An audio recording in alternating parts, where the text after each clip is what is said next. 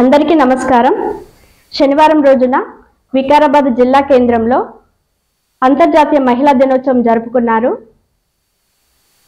ఈ కార్యక్రమానికి ముఖ్య అతిథిగా జాతీయ వికలాంగుల హక్కుల పోరాట సమితి అధ్యక్షురాలు సుజాత సూర్యవంశి గారు హాజరయ్యారు. ఈ సందర్భంగా వారు మాట్లాడుతూ శుభాకాంక్షలు నాతోటి మహిళలందరికీ. ఈరోజు మహిళలు ఎన్ని రంగాలలో ఉన్నారు, మహిళలు ఏ రకంగా ఎదుర్కొంటున్నారు, ఇవన్నీ మహిళలు ఎన్ని రకాలుగా ఇబ్బంది పాలవుతున్నారు, అత్యాచారాలకి గురి అవుతున్నారు. ఈరోజు నిజామాబాద్ జిల్లాలో గ్యాంగ్ రేప్ జరిగింది. ఒక మహిళకి గ్యాంగ్ రేప్ జరిగితే అక్కడ పట్టించుకునే పోలీస్ స్టేషన్ లో పోయి అడిగినా కానీ ఎవరు పట్టించుకోలేదు. అప్పుడు నా దగ్గరికి ఆ మహిళ వచ్చింది, మేడం నాకు ఎవరు పట్టించుకోలేదు, నేను పారిపోయి వచ్చి మహిళ అంటే నన్ను గ్యాంగ్ రేప్ చేశారు అని చెప్పి. ఆమె ముల్లగి గ్రామానికి చెందిన మహిళ.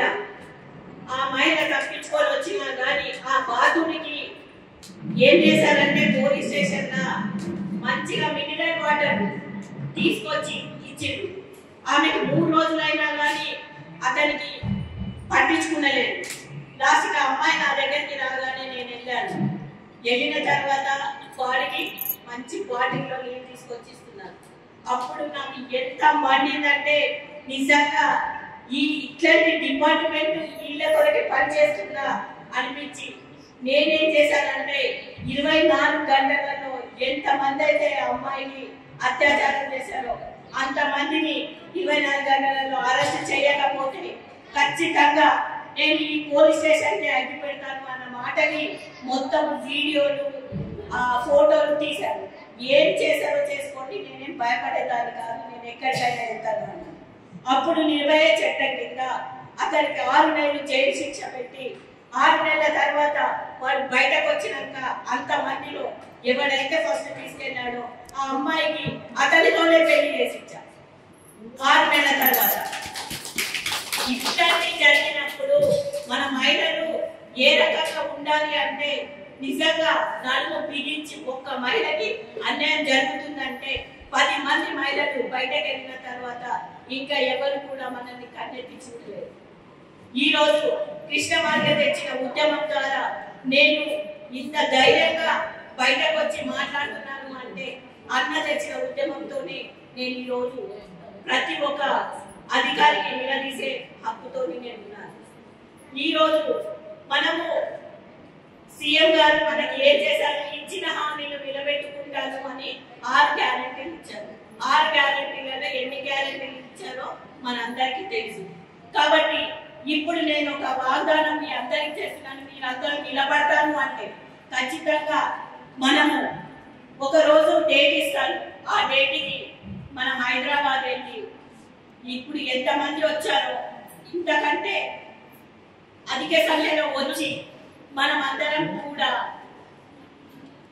అతను సీఎం ఇంటి దగ్గర కూర్చొని ఖచ్చితంగా ఏదైతే రాజకీయంలో అవకాశం ఉందో అది వికలాంగులకి కల్పించాలి. వికలాంగులకు ఏదైతే రాజకీయంలో మన గ్రామ పంచాయతీ నుంచి మొదలుకుంటే చట్టసభ దాకా కూడా మహిళలకి రిజర్వేషన్ కల్పించాలి. ఏదైతే ఛత్తీస్గఢ్ లో వికలాంగులకి మహిళలకి ఇచ్చారో అదే రకంగా మనకి కూడా ఇవ్వాలి.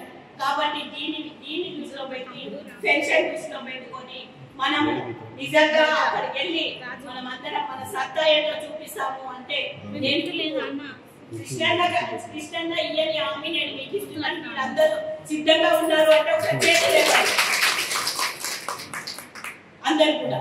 ఎందుకు అంటే ఈ రోజు మనం సీఎం కి బుద్ధి చెప్పకపోతే ఖచ్చితంగా మనల్ని మొత్తాన్ని అనగదొక్కుతారు. మనము ఎలక్షన్ లో నిలబడ్డాము అంటే మన ఓట్లు మనకే చాలు, ఎవరు వేసే ఓట్లు అది హక్కు లేదు. మన ఇంటి ఓటు మనకు పడ్డదంటే ఖచ్చితంగా మనం గెలుస్తామన్న దమ్ము ధైర్యం మనకుంది. ఎందుకు మహిళలు మనం వికలాంగులం ఉండి రాజకీయంలో మనం అవకాశం ఎందుకు కనుకోవద్దు, రాజకీయంగా మనం ఎందుకు నిలబడద్దు, అదే సర్పంచ్గా ఎందుకు ఉండొద్దు, ఎంపీటీసీగా ఎందుకు ఉండొద్దు, జెడ్పీటీసీగా ఎందుకు ఉండొద్దు అంటే ఆ కాళ్ళు చేతులు మంచిగా ఉన్న వాళ్ళే నిలబడొచ్చా? మనం అంగవైకల్యం ఉన్న వాళ్ళని పక్కన మనం అంటే ఏంటో మనం బుద్ధి చెప్పాలి అంటే ఖచ్చితంగా మనము గాంధీ భవన్ దగ్గర మీరందరూ రానికి సిద్ధంగా ఉన్నారా? ఒకరోజు నేను జగ్గయ్య సమితి సిద్ధంగా ఉన్నారా? పక్క అదే ఏ రోజు డేట్ ఇస్తామో ఆ రోజు మీరందరూ ఖచ్చితంగా నిలబడి రావచ్చు. Hi, I'm here Lohit Kumar. Please subscribe Jawab TV, share it, like it, comment it.